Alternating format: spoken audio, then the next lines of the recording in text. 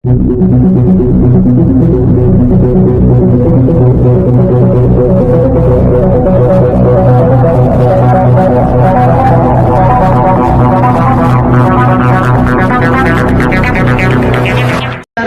నేపథ్యంలో ఇవి మామూలు సాధారణ ఎన్నికలు కాదు, మన పంచాయత్ బోర్డు ఎన్నికలు కాదు, లేదా మున్సిపాలిటీ ఎన్నికలు కాదు.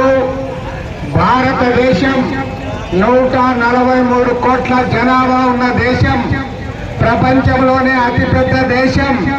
మన దేశ భవిష్యత్తుకు సంబంధించి ఇవాళ ఎన్నికలు జరుగుతూ ఉన్నాయి. మరి ఈ ఎన్నికల్లో మన కర్నూలు పార్లమెంటు స్థానానికి కాంగ్రెస్ పార్టీ అభ్యర్థిగా ఉభయ కమ్యూనిస్ట్ పార్టీల మద్దతుతో ఇవాళ రాంపుల్లయ్య యాదవ్ గారు నిలబడతా ఉన్నారు. రాంపుల్లయ్య యాదవ్ అంటే చాలా మంది తెలియదు.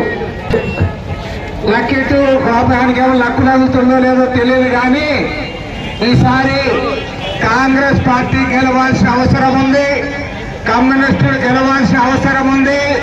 పార్లమెంట్ లో నరేంద్ర మోడీ ప్రభుత్వాన్ని గద్దెదించి ఆ స్థానంలో ఇండియా కూటమి తేవడానికి ఇవాళ దేశవ్యాప్తంగా ఒక ప్రయత్నం జరుగుతూ ఉంది. అదేవిధంగా మన పచ్చికొండ అసెంబ్లీ స్థానంలో